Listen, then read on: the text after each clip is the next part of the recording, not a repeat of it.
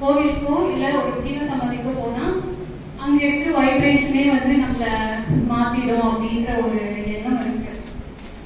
அதே மாதிரி எடுத்துக்காட்டுக்கு சொன்னால் இப்போ எனக்கு வந்து சாய்பாபா ஷீரடி போயிருந்தப்போ என்னையும் மீறி கண் கலக்கி ரொம்ப ஒரு நல்ல ஒரு அனுபவம் கிடைச்சிது. என்னையும் மீறி நான் வந்து ஷீரடி போனால் எனக்கு இந்த அனுபவம் கிடைக்கும்னு நினச்சி போகல. வீட்டில் எல்லாரும் போகணும்னு நினச்சதால நானும் போனேன். போகும்போது ஒரு இது கிடைச்சதால வாரம் வாரம் சரி சாய்பாபா கோயிலுக்கு போகலாம், அவர் மேபி ஏதோ ஒரு வகையில் வந்து நம்மளுக்கு வழி நடத்துறாரு அப்படின்ற மாதிரி ஒரு இது இருக்கு. ஸோ சாய்பாபா கோயிலுக்கு போகும்போது என்னையும் மீறி ஒரு அமைதி வந்து தானாக நடக்குது. ராமலிங்கர் சாய்பாபா ரெண்டு பேருமே வந்து என்னோட பார்வையில் ஞானியாவும் அப்படிதான் பார்க்குறேன், சாமியா கூட நினைச்சுக்கலாம்.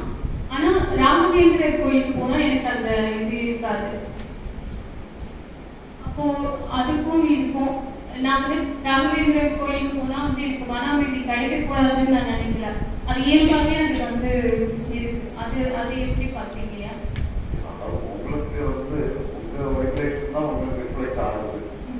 ஆனா இருந்தாலும் வந்து நாம அறிவுபூர்வமான இந்த நம்பிக்கையோட சொல்றது இப்போ ஆன்மீகத்தை பொறுத்தவரை வந்து இந்த மாதிரி எல்லாமே தேவையில்லை. ஆனா அது வந்து சில பதங்க நாம வச்சுக்கலாம். நம்ம எதிர்ப்புல வந்து இதை புரிஞ்சிக்க முடியாது. அதனால நீங்க உங்களுக்கு எது நல்லதுன்னு தோணுதோ நீங்க பண்ணலாம். உங்க நல்ல ரிஃப்ளெக்ஷன் நல்லா பண்ணுறதுன்னா நீங்க பயன்படுத்தலாம். வழிநடத்துறதுக்கான ஒரு பாடமாக இருக்கு. பிடித்ததை பிடி அப்படி எடுத்துக்கலாமா? எனக்கு எது பிடிச்சிருக்கோ அதை வந்து செய்யும்போது இதெல்லாம் ஆரம்ப கடைசி அப்படியே பிரியாதமாக அந்த இடத்துல வெளியே வர முடியாமல் இருக்கு. ஒரு ஆரம்ப கால இதெல்லாம் எடுத்துக்கலாம்.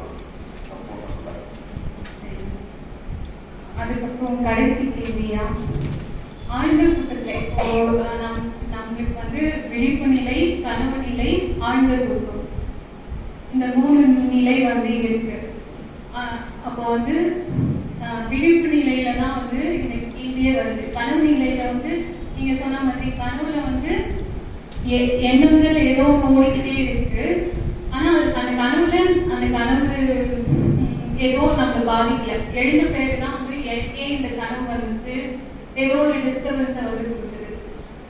விழிப்பு நிலையில அந்த மனமும் இருக்கு, அதை சரி பண்ணணும்னு நினைக்கிற அறிவும் இருக்கு. அதனாலதான் புரிதலுக்காக ஏதோ ஒரு தேடுதல் இருந்துட்டு இருக்கு. அப்புறம் ஆழ்ந்த தூக்கத்துல இந்த மனமும் இல்லை, எண்ணங்கள் உணர்வுகளும்